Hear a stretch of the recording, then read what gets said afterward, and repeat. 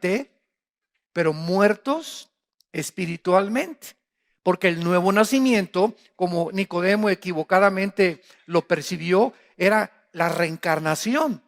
Me estás diciendo que tengo que reencarnar, o sea, regresar al vientre de mi madre y volver a nacer, como se enseña en la India, en la famosa teoría de la reencarnación. Y Cristo le dice, ¿verdad? No, tú estás completamente equivocado. Esto es de la carne. Lo que es nacido de la carne es lo que es del espíritu. Espíritu es, te estoy hablando de un nacimiento espiritual. Y Nicodemo, debiendo ser maestro de religión, no entendía qué significaba nacer de nuevo. Veamos en el libro de Efesios, capítulo 4, versículo 24, cuáles eran las tres características que Adán poseía y que perdimos, porque necesitamos comenzar desde el principio para ver la necesidad de por qué debemos nacer de nuevo. ¿Por qué se necesita que el espíritu que murió dentro de nosotros cuando el pecado entró, necesita volver a resucitar?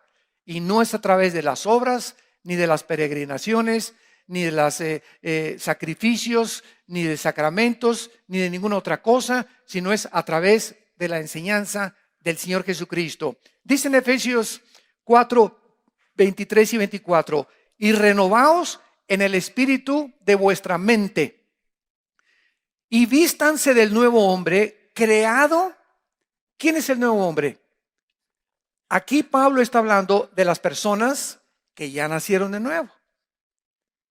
Porque el momento que nacemos de nuevo vamos a ver que Dios crea completamente dentro de nosotros una nueva criatura. Creados en el nuevo hombre según Dios en la justicia y santidad de verdad. Tres elementos, tres cosas poseemos ahora los cristianos que no teníamos antes de nacer de nuevo. En otras palabras, Adán era una persona justa. Adán era una persona santa y Adán poseía la verdad. Y cuando nosotros morimos ante el pecado que heredamos de Adán hasta nuestros días, perdimos el sentido de la justicia. Y el mundo, todos nosotros somos testigos, está lleno de injusticias. En los tribunales hay injusticias, los jueces cometen injusticias, los diputados cometen injusticias, los gobernantes cometen injusticias, los padres son injustos con la esposa, son injustos con los hijos son injustos con los padres, los jefes son injustos con los obreros, con los empleados muchas veces en lugar de trabajar le roban al jefe y no trabajan y se hacen los tontos para trabajar. El mundo está lleno de justicia, pero dentro de nosotros anhelamos la justicia. Por eso hay huelgas de enfermeras, huelgas de bomberos, huelgas de policías, manifestaciones en la calle, rebelión de los jóvenes, porque todos están gritando, queremos justicia. Todos estamos luchando otra vez por regresar a que haya justicia en el mundo, porque se perdió con el pecado. En segundo lugar, se perdió la santidad. Pero a pesar de que nacimos sin santidad, algo dentro de nosotros nos dice que debemos de portarnos bien de vez en cuando. Por ejemplo, Al Capone, el gran líder de la mafia italiana en Chicago en la década de los 20, en Navidad se vestía de Santa Claus y regalaba dulces a los niños. Y el 1 de enero agarraba la ametralladora y comenzaba a matar gente. Pero de alguna forma quería él sentirse de vez en cuando, ¿verdad?, que era caritativo y que era bueno y que pues vamos a por lo menos hacer asilo a los ancianos. Ustedes conocen también a grandes capos en Colombia, ¿verdad?, que han controlado el mundo y le regalan a la gente habitaciones, campos de fútbol, ¿verdad? Y aparentemente la gente cree que son altruistas y que le hacen bien a la gente y tienen una vida doble. Por el otro lado matan personas, explotan edificios, pero tratan de hacer algo porque traemos dentro de nosotros que necesitamos portarnos bien. Y precisamente por eso se inventaron las religiones. ¿Qué son las religiones?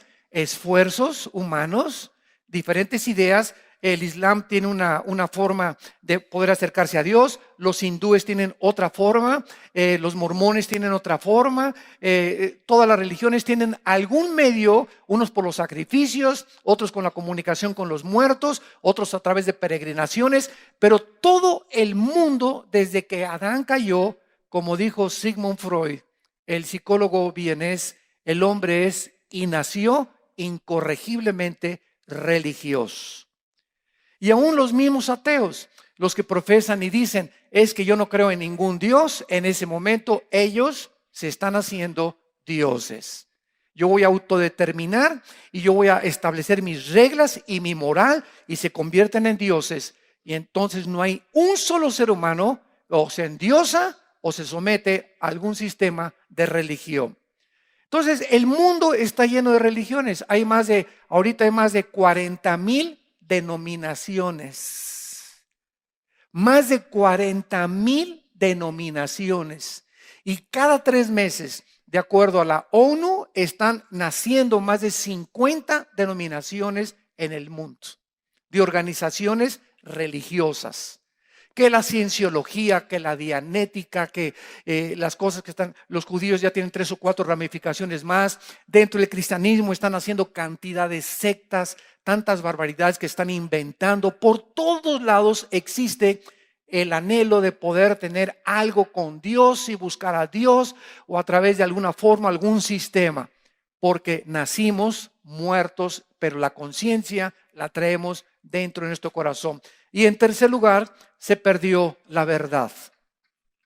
Son las 3 cosas que forman la imagen principal de Dios: la justicia, la santidad y la verdad. ¿Por qué existe la filosofía? ¿Sabían ustedes que todos los seres humanos, no importa quién sea, somos filósofos? ¿Qué cosa es la palabra filosofía? Amor a el conocimiento. Filos, sofos. Filos o fileos es amor y sofos es sabiduría o conocimiento. Entonces, todos nosotros de alguna manera amamos nuestros pensamientos. Los que son adúlteros aman el adulterio. Los que son inmorales aman la inmoralidad. Los que son borrachos aman el alcohol. O sea, todos los pensamientos que tú ames, todos los pensamientos que te dirijan, la forma como tú actúas en la vida es por lo que tú estás pensando. Tú eres lo que tú piensas y te comportas conforme a lo que tú crees. Entonces, de alguna forma, esa forma de conducirte te hace ser un filósofo, porque amas lo que tú piensas y actúas conforme a lo que tú amas. Entonces, ¿de dónde salió la filosofía? ¿De dónde salió la filosofía de los griegos? Heródoto, Demóstenes, Platón, Sócrates, para poder comenzar a pensar: pienso, luego existo, existo, luego vivo, vivo, tiene que haber una causa. Esta causa no está dentro de mí porque yo no inventé nacer. Esta causa tiene que trascender mi personalidad y mi mente. Forzosamente, dijeron los filósofos griegos, esta causa tiene que ser Dios. Los filósofos, 150 años antes de Cristo, creían en Dios. Y en el siglo XX nacieron la mayor parte de los ateos de toda la historia. O sea, los filósofos del siglo XX, Carlos Darwin, ateo; Sigmund Freud, ateo; Carlos Marx, ateo; Friedrich Nietzsche, ateo; Ingersoll, ateo; Bertrand Russell, ateo; Jean-Paul Sartre, ateo; Christopher Hitchens, que se acaba de morir, ateo; Richard Dawkins, que es el ateo número 1 en el mundo, ¿verdad? Que acaba de escribir un libro, La ilusión de Dios. Todos estos hombres se creen mejores que Demóstenes, Sócrates y todos los filósofos de la época de oro de la filosofía. Y la filosofía no ha evolucionado porque eran más grandes pensadores ellos que los de aquí. Entonces, amamos la verdad, queremos conocer la verdad, pero no sabemos que la verdad no se encuentra en ningún sistema. La verdad se encuentra en una persona que se llama Jesucristo. Y dice Colosenses capítulo 2, en Él, cuando Jesucristo entra a tu vida, vamos a ver cómo se nace de nuevo. Cuando Él entra a tu vida, en ese momento, en Él están escondidos todos los tesoros del conocimiento y de la sabiduría. Dice en 1 Corintios 2, lo vamos a ver, tenemos la mente de Cristo. O sea, cuando nacemos de nuevo, comenzamos a conocer la verdad. como dicen los jóvenes, la neta de todas las cosas. Entonces vemos esto, ¿verdad? Que Dios, aparte de que Adán tenía el conocimiento, la justicia y la verdad, y se perdió, y se comienza a recobrar hasta que nacemos de nuevo, hasta que nos convertimos a Jesucristo, Dios hizo al ser humano libre. Hace muchos años, un teólogo llamado Agustín de Hipona, en los primeros años de la era cristiana, hizo esta conclusión. Dios tuvo tres opciones para crear el mundo. Número uno, no crear nada. El Padre, el Hijo y el Espíritu Santo han existido siempre. Ellos, el Padre, el Hijo y el Espíritu Santo, no tienen necesidad de crear nada. Porque pueden haber existido, ¿verdad? O coexistido eternamente porque son perfectos. No tienen ninguna necesidad de nada ni de nadie porque son perfectos. Número dos, Dios pudo haber creado un mundo donde no hubiera maldad, donde Lucifer no se rebelara y el pecado no entrara al mundo de los humanos. Y número tres, Dios pudo haber creado, que fue lo que creó, y permitió un universo donde el pecado entrara. Estas tres opciones las escribí en el libro que tengo y lo pueden ustedes conseguir, que se llama Dios y la existencia del mal, donde yo trato de explicar por qué Dios permite la existencia del mal, porque siempre que enfrentamos ateos es uno de sus principales argumentos que esgrimen. Si Dios es bueno, ¿por qué permite el mal? Porque si Dios es misericordioso, ¿por qué permite los tsunamis? ¿Por qué permite que los niños chiquitos se mueran? ¿Por qué permite el cáncer? ¿Por qué permite esto y el otro? ¿Por qué permite un hombre como Nick, que no tiene brazos ni piernas, haya nacido como un tamal? ¿Por qué permite estas cosas que no nuestro cerebro limitado y en tinieblas por el pecado no nos alcanza a comprender hasta que venimos a la Biblia? Y la Biblia nos comienza a explicar y comenzamos a ver que las tinieblas se comienzan a hacer a un lado y comenzamos y decimos, como dijo Job, ahora me callo porque tú lo hiciste y aunque me matares, en ti seguiré esperando, porque me purificarás como el oro. Entonces Dios en su sabiduría permite que hacer un universo donde el mal exista. ¿Por qué? Vean la sabiduría de Dios. Si tú contestas, pues si yo hubiera sido Dios, mejor no hubiera creado nada, no se puede sostener filosóficamente tu proposición. ¿Por qué? Porque no puedes demostrar que la nada es mejor que lo algo.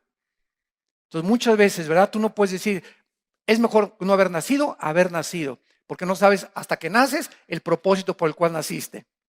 Número dos, si Dios hubiera creado un universo donde no hubiera estado el pecado, hubiéramos sido un mundo de robots. Donde todos, ¿verdad? Ámame, ámame, nos he dado cuerda a Dios, ámame, ámame.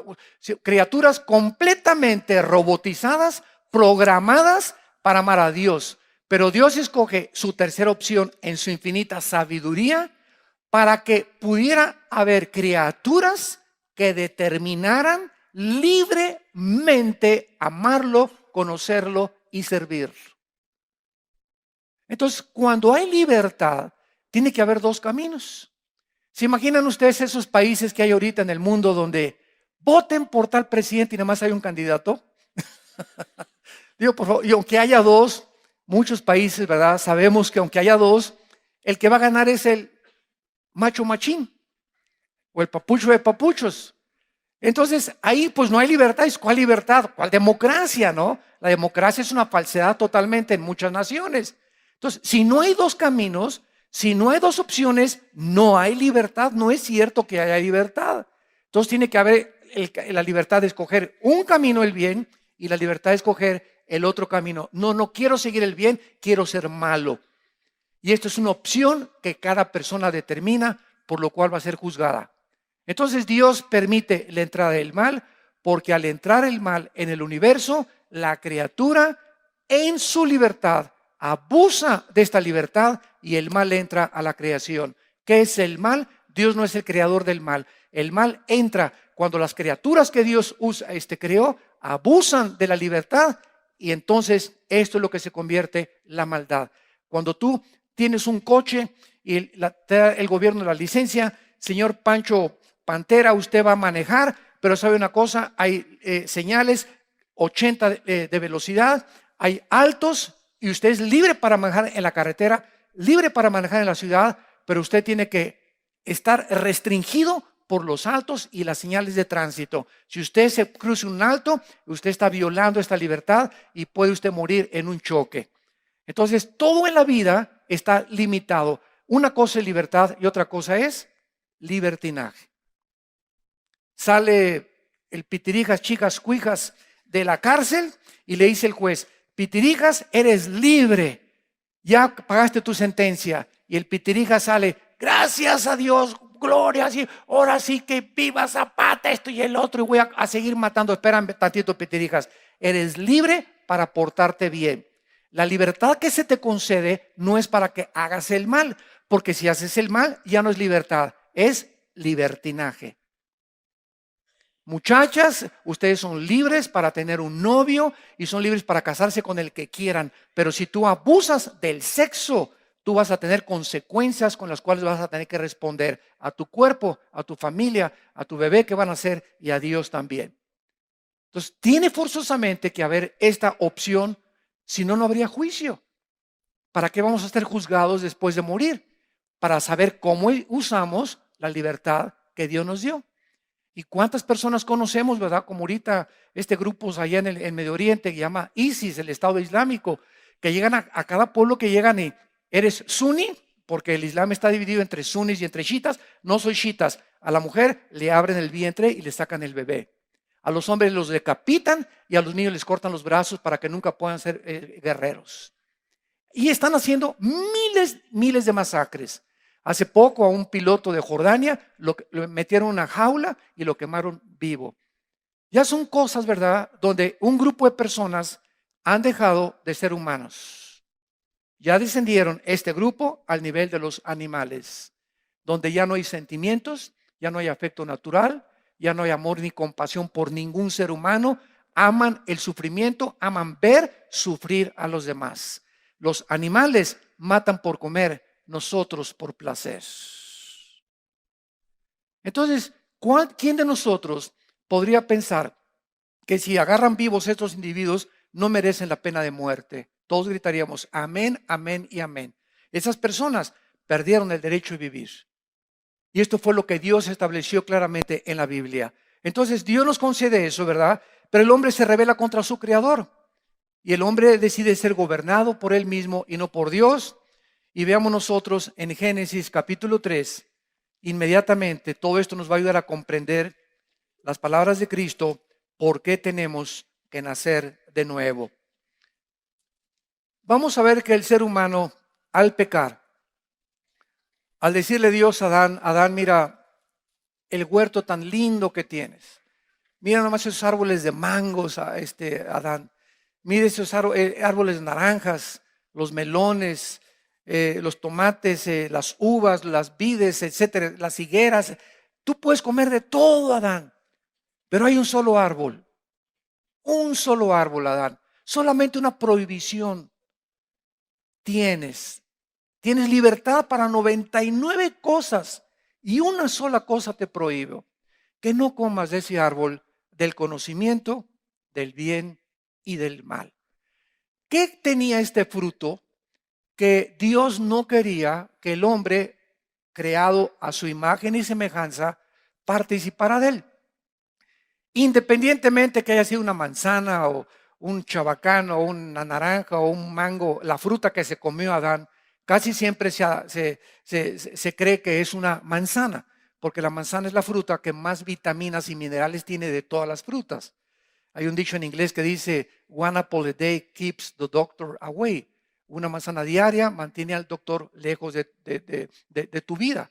Porque si tienes gastritis y acidez, una manzana en ayunas, olvídate, medicina es lo mejor contra la acidez estomacal, es lo mejor contra la diabetes, es lo mejor contra el colesterol, es buenísima en ayunas una manzana o dos, los que te quieras comer, ¿verdad? Entonces, bueno, suponiendo que fue una manzana, pero ¿cuál es el propósito de Dios? El árbol del conocimiento. Pero noten esto, era un fruto que tenía el conocimiento, no dijo del mal, del bien y del mal. En otras palabras, Adán, yo no quiero que si tú comes este fruto, determines por ti mismo qué es bueno y qué es malo. Este era el propósito de Dios. Dios no quiere que el ser humano decida para nosotros mismos qué es bueno y qué es malo. Y como nosotros participamos de ese fruto, estamos como estamos. Ahora, para nosotros, el matrimonio entre un hombre con un hombre no tiene nada de malo. Hasta la boda hacen. Y hasta familiares van y aplauden. Es que se quieren los dos, Chuchín y Manuelito se quieren. Y Jimena con Carmelita se quieren. Y el ser humano ya perdió completamente la noción entre el bien y entre el mal. Ya no sabe qué es bueno y qué es malo. Y olvidando la Biblia y los principios morales es ilógico, ¿verdad? Si continuamos así, el mundo va a quedar despoblado porque ¿quién va a traer a los bebés al mundo? Pero son tan cínicos que quieren adoptar por el amor de Dios. Ay, ¿y qué tal si ya no hay mujeres, verdad? ¿Para qué crear mujeres entonces? ¿Y para qué Dios creó los sexos diferentes? Pero vemos a dónde hemos llegado. Hemos llegado al punto donde también antes de casarse no hay ningún problema. Dicen los doctores, los sexólogos y los doctores del amor y los expertos que para probar antes de casarse tengan relaciones sexuales, y es lo más normal del mundo que todo el 90% de las mujeres que se casan actualmente entran sin la virginidad al matrimonio, porque es lo más normal del mundo. Es lo más, ya en las escuelas regalan condones, en las universidades regalan condones, en los clubes, en todos lados, ¿verdad? Porque es lo más normal del mundo. Eso es lo que nosotros pensamos. La Biblia dice que es pecado. Y es Dios el que estableció las leyes morales para que seamos gobernados por ellas.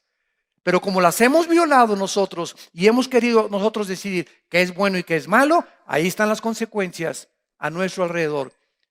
Mujeres embarazadas, mujeres madres solteras, SIDA, enfermedades venéreas, ébola, problemas bacteriológicos, problemas en la microbiología, problemas en lo que estamos haciendo, cánceres, etcétera, etcétera. ¿Y todo por qué? Porque nos creemos dioses, porque nosotros creemos que podemos decidir entre el bien y entre el mal. Ahí están los nazis del siglo XX, que para ellos matar 6 millones de judíos era matar ratones.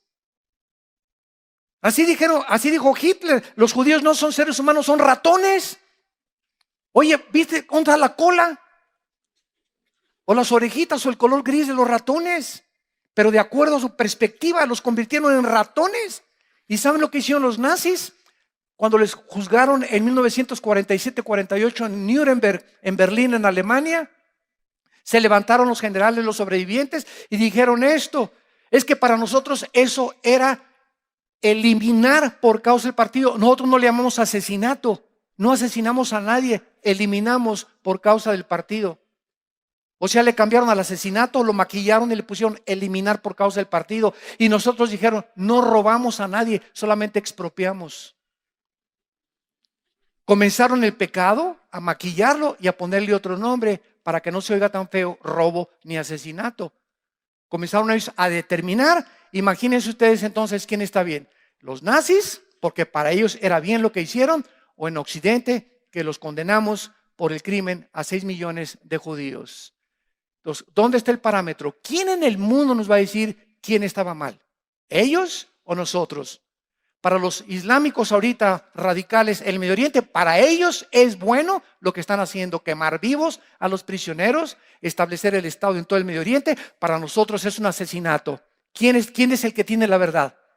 ¿Quién es el que puede decir, el juez, y decir ellos tienen razón, nosotros no, o ellos nos echan la culpa? Es que en Occidente, ¿verdad?, hay mucha pornografía y las mujeres y Hollywood, y ellos atacan eso y le llaman Satán a Estados Unidos y hijos de Satán a Israel, y Occidente y Estados Unidos los condenan como asesinos y como terroristas. ¿Qué pasa si no tenemos una ley moral? Si no tenemos alguien que nos diga, el hombre no determina el bien y el mal, soy yo, dice Dios en la Biblia. Y este es el mensaje que nosotros poseemos: predicar el evangelio de la gracia de Dios a un mundo que está confundido entre el bien y entre el mal. Adán no participa de ese árbol, y cuando Adán participa de ese árbol se independiza de Dios. Y desde Adán hasta nuestros días el hombre ha comenzado a determinar qué es bueno para mí, no es malo para ti. Lo que es malo para ti no es bueno para mí.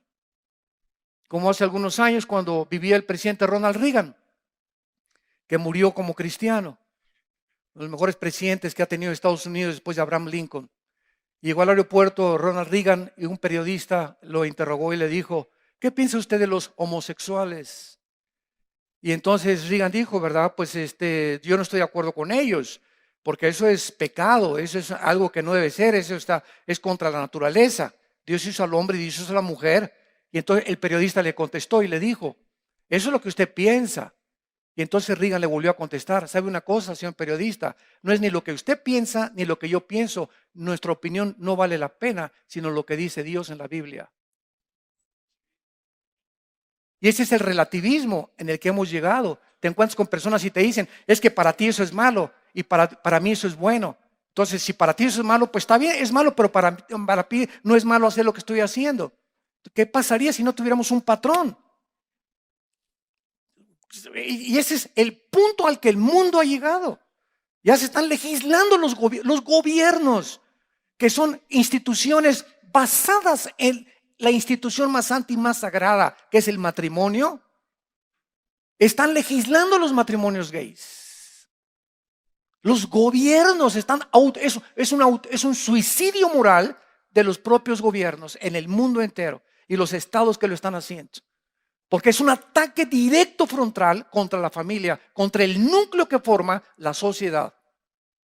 Napoleón Bonaparte, cuando dijo en Francia en su primer mensaje: denme ustedes grandes familias, y yo haré de Francia la mejor nación de Europa.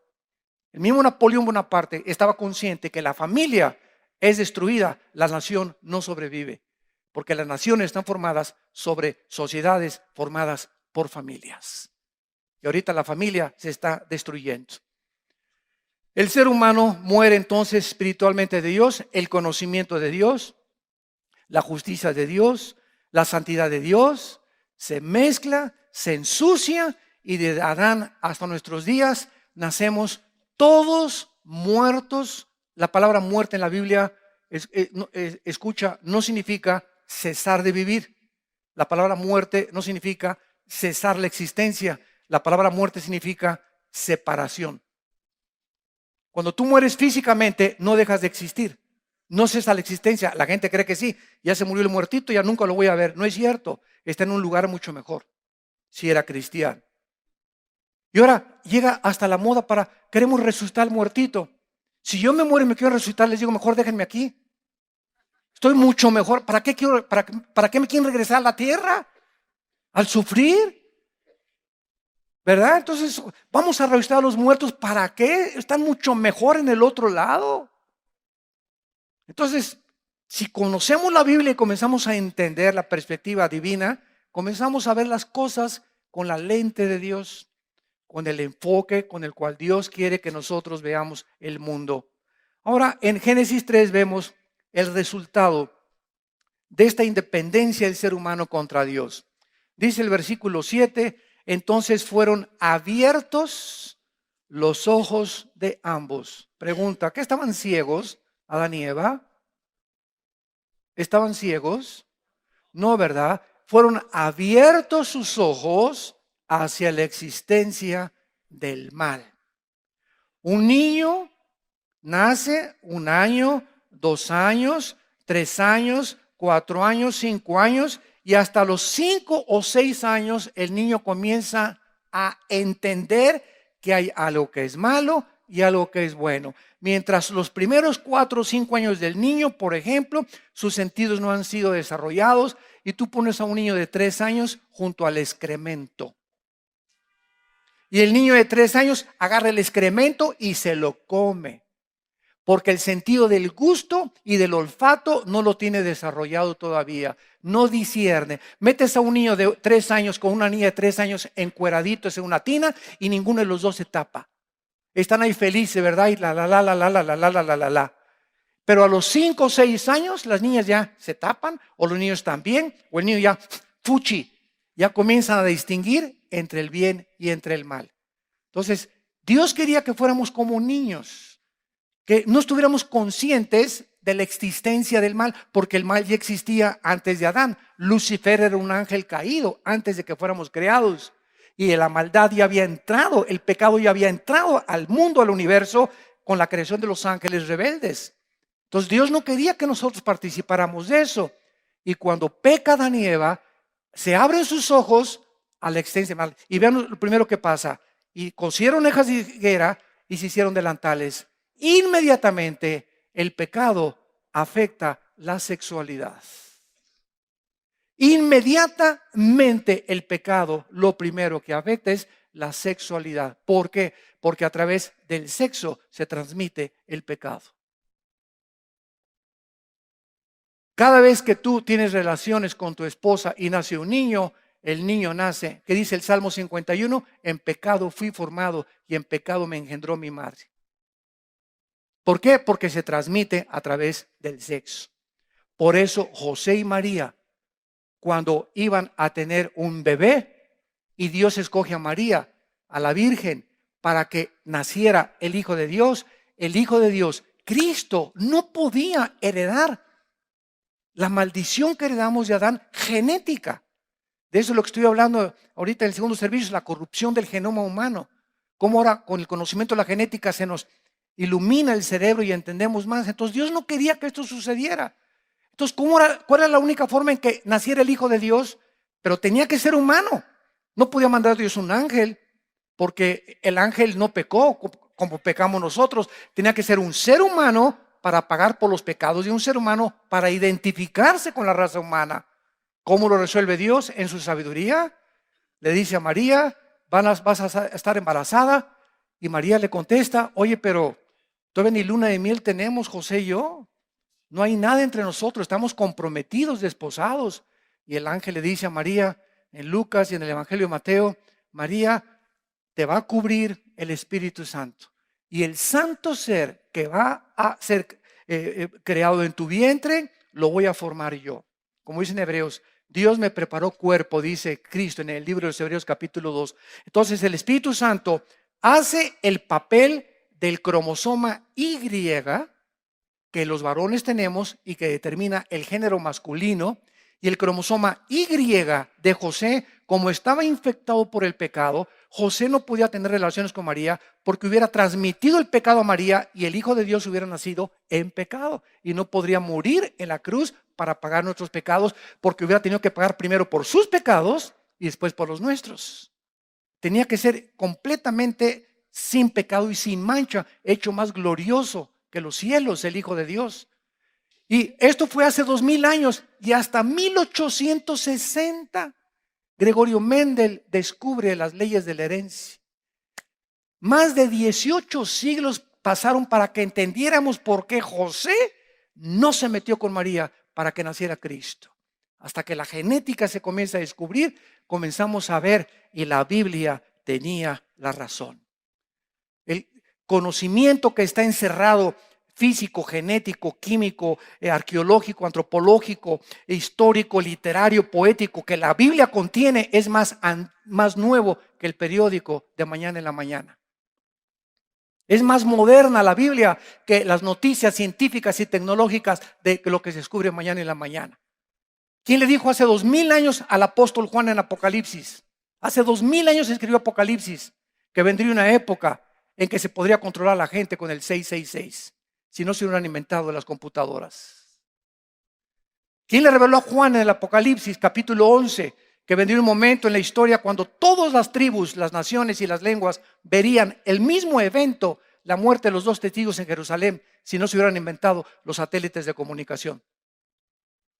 Todo lo que está pasando, la Biblia ya lo decía. Dice Eclesiastés capítulo 1, no hay nada nuevo debajo del sol. Aquí está todo encerrado para que nosotros sepamos antes de que pase que Cristo nos lo dijo antes y sepamos que nuestra confianza está en el único Dios vivo y verdadero. El hombre cobra conciencia del mal. Versículo 8. Y oyeron la voz de Dios que se paseaba en el huerto al aire del día, y el hombre y su mujer. En segundo lugar, dice la Biblia, el hombre y su mujer se escondieron de la presencia de Dios. Número 1, cobraron conciencia del mal. Número 2, comenzaron a esconderse de Dios y ahora desde Adán hasta nuestros días, todos los seres humanos, cuando nacemos, le huimos a Dios. Porque cuando nos enfrentamos con el Dios de la Biblia, el Dios vivo y verdadero, que es el único de las religiones que existen, que dice que cuando venimos a Él serviremos y nos deshagamos de todo lo que es los ídolos, los seres humanos se encuentran desafiados ante un Dios celoso. Todas las religiones te permiten, bueno, mira, si eres católico, ¿verdad? Te puedes casar con un judío, con un musulmán, no hay ningún problema. Cumple, pórtate como el anticristo de lunes al viernes, ¿verdad? Pero el domingo cumple con los sacramentos y antes de que te mueras, si alguien llega y te pone la extrema unción, te vas al cielo, aunque haya sido el hijo del anticristo. Y así todas las religiones, ¿verdad? Le dan vuelo a la hilacha mientras cumplan el domingo con su religión. Pero cuando venimos a Cristo, nos encontramos con un Dios que nos desafía y que nos dice, a mí solo me vas a servir de ahora en adelante. Y eso al ser humano lo pone así, oye, me estás amenazando mi libertad. Es un concepto demasiado fuerte para mí. Así es, porque yo soy el Dios verdadero. Y esto es lo que el hombre se esconde de ese Dios que demanda de nosotros una entrega del 100%. No le puedes entregar a Dios el 95% de tu vida ni el 98%. Me dice Dios, o me entregas toda tu vida o no me entregas nada. Y por eso el hombre se esconde en los placeres, en el sexo, en el dinero, en la religión. Mientras tenga religión, pues ya por lo menos tengo mi conciencia tranquila, porque soy religioso y el domingo cumplo con mi religión. Nos escondemos de la verdad. En tercer lugar, dice el versículo 10, y él respondió, oí tu voz en el huerto y tuve miedo. Entra en tercer lugar el temor al ser humano. ¿Sabían ustedes, santos de Dios, que lo opuesto a la fe no es la incredulidad? La antítesis de la fe no es la incredulidad, es el temor. Lo opuesto a la fe es el temor. Cuando estaban los discípulos en la barca y vino el viento y estaba casi a punto de naufragar, llegaron los discípulos. Señor, Señor, ¿cómo estás roncando tú aquí, hombre? ¿Qué no te da cuidado que estamos nosotros a punto de naufragar? Despiertas algo, Señor. Y cuando se levanta Cristo, no les dice incrédulos. Lo primero que les dijo Cristo es, ¿por qué tienen temor? Es lo contrario a la fe. El temor mata completamente nuestra confianza en Dios. Por eso Dios no nos dio un espíritu de temor, porque por naturaleza somos miedosos y temerosos de todo. Y si le entrego mi vida a Dios, ¿qué me va a pasar? Y si me entrego a Dios, a lo mejor ya me voy a perder de estos placeres. Y si le entrego mi vida a Dios, a lo mejor ya Dios me va a quitar las fiestas. Y estamos llenos de temores, creyendo que lo que nosotros tenemos es mejor que lo que nos ofrece Dios. Tenemos temor de entregarnos a Dios porque creemos que nos va a pedir demasiado o que no nos va a gustar lo que nos va a pedir. Por favor, el que dio su vida por nosotros, ¿no nos dará las mejores cosas? Si nos dio a su Hijo. Pero estamos llenos de temores de entregarnos completamente o de consagrarnos, porque a lo mejor Dios me pide irme a la China y me quita a mis hijos y a mi esposa. Por favor, ¿verdad? Ya deja de comer pizza en la noche. Son pesadillas, ¿verdad? Como decimos, son marihuanadas. Entonces, el temor entra a la vida y dice en 1 de Juan capítulo 4, en el amor no hay temor. ¿De qué amor está hablando? ¿El amor de Casanova? ¿O el amor de los artistas de cine?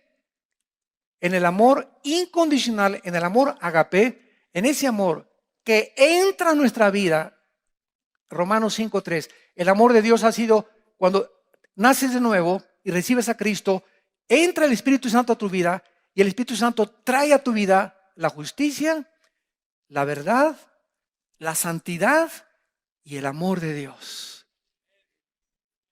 Y ese amor derramado entre nosotros es el que comienza a luchar contra nuestros temores, porque nos comenzamos a sentir amados. Comenzamos a sentir que estamos recobrando nuestra identidad. Ya no nos sentimos un número ni del montón. Somos hijos e hijas de Dios. Y ese amor echa fuera el temor, porque el temor lleva en sí castigo, de donde el que teme no ha sido perfeccionado en el amor. 1 Juan capítulo 4. Si tú todavía tienes esos temores de consagrarte, es porque el amor de Dios no está siendo desarrollado en tu vida. ¿Y cómo nos enamoramos de Dios más y más y más? Conociéndolo en su palabra. Si tú no tienes contacto con este libro, tú no puedes conocer a Dios, porque cualquier revelación de Dios fuera de la Biblia es una perversión de su carácter. Jesús dijo en Juan 5:39, escudriñen la Biblia, porque en ella tiene la vida eterna y ella habla de mí. Dice Juan 17:17, santifícalos en tu palabra, es tu palabra la que los santifica y tu palabra es verdad. Desconectarnos de la Biblia es vivir otra vez endiosados, en independientes, determinar yo lo que es bueno y lo que es malo. Pues para mí es esto bueno y para ti es malo. Y cuando nos desconectamos de la Biblia, nos desconectamos de Dios. Vemos nosotros en último lugar en el versículo 13 de Génesis 3. Entonces Jehová Dios dijo a la mujer, ¿qué has hecho? Y dijo la mujer, la serpiente me engañó y comí. Finalmente entra al mundo el engaño. Y la Biblia termina en Apocalipsis capítulo 12 diciendo estas palabras en los últimos libros del Apocalipsis. En Apocalipsis 12, Satanás, el diablo que engaña al mundo entero. Entonces, vivimos en un mundo donde nada de lo que nos rodea es real. Es un mundo como Disneylandia. Tú vas a Disneylandia y, Mickey, y te subes a un juego, igual Reino Aventura, ¿verdad? Y entras así, y mientras estás ahí, mientras pasas, haz de cuenta que es como un túnel, y cuando sales igual de deprimido. Te duró el 20, 1 hora, 2 horas, porque vuelves a la realidad. El domingo vamos al fútbol y el América ganó esto y el otro, y el lunes en la mañana a trabajar otra vez, y al tráfico otra vez.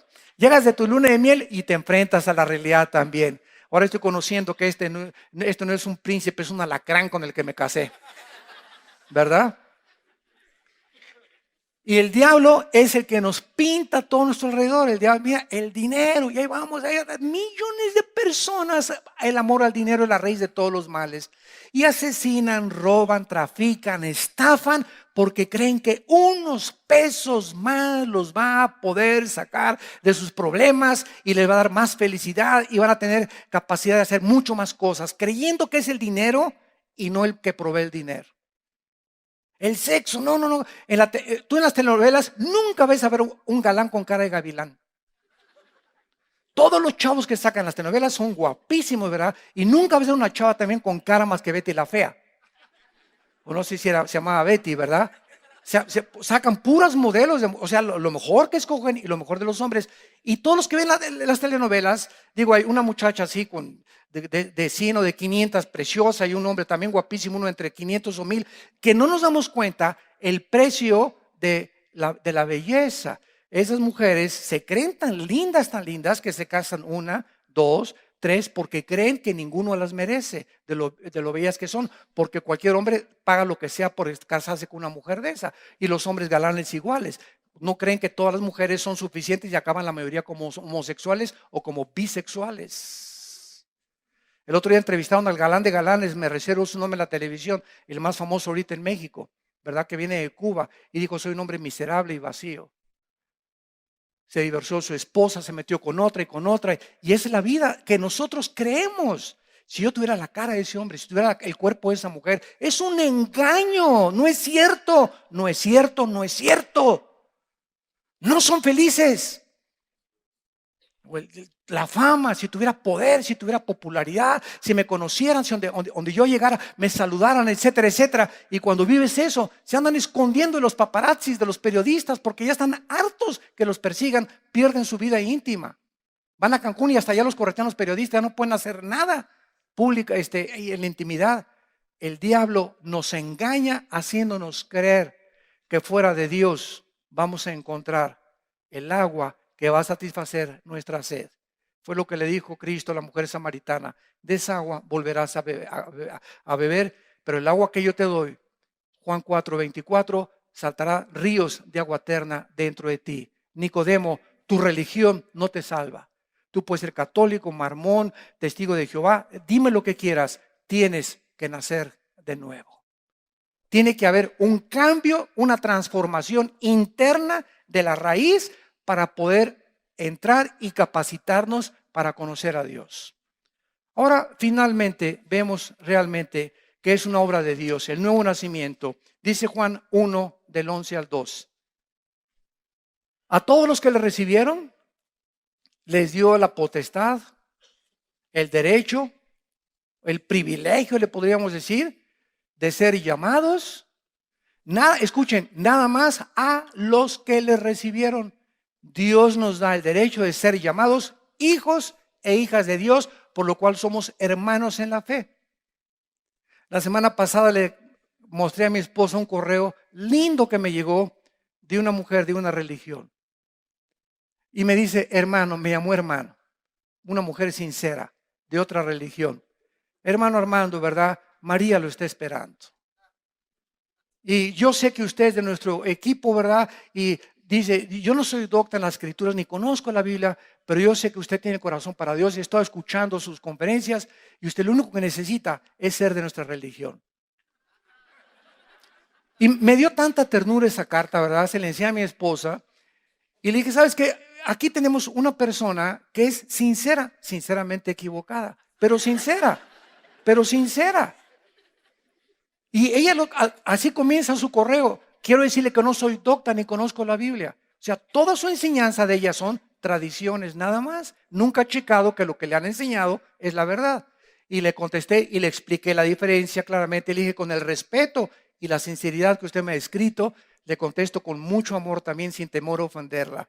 Y le dije, la Biblia es tas, y por eso usted piensa estas cosas. Y le di el plan de salvación y le dije, ¿verdad? Usted tiene que nacer de nuevo. La religión no es suficiente para entrar a conocer a Dios. No me ha contestado esto, estamos orando por ella y ojalá que Dios la toque con ese correo que le reenvíe otra vez. Pero así tenemos a la gente, ¿verdad? Que creen que por pertenecer a una religión ya están ellos con la visa y el pasaporte al morir para ir a la eternidad. Qué susto se van a llevar. Tienes que nacer de nuevo.